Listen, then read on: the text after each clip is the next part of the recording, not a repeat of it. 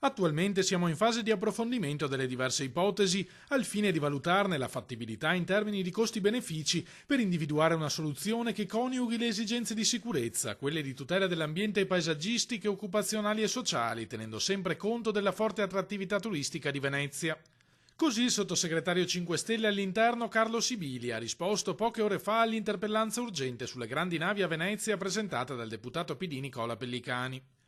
Un modo, ribatte l'esponente democratico, per rinviare il problema e non assumersi la responsabilità di decidere. Di fronte a questa emergenza, riconosciuta da tutta l'opinione pubblica internazionale, che fa il governo? Oggi in aula risponde che farà un'analisi costi-benefici, ovvero ancora una volta rilancia la palla in avanti di fronte a un'emergenza internazionale riconosciuta da tutti. Io credo che questo sia il momento di assumersi la responsabilità e di decidere. Le possibili soluzioni sul tavolo del ministro alle infrastrutture Danilo Toninelli, ha spiegato il sottosegretario Grellino, sono attualmente 13.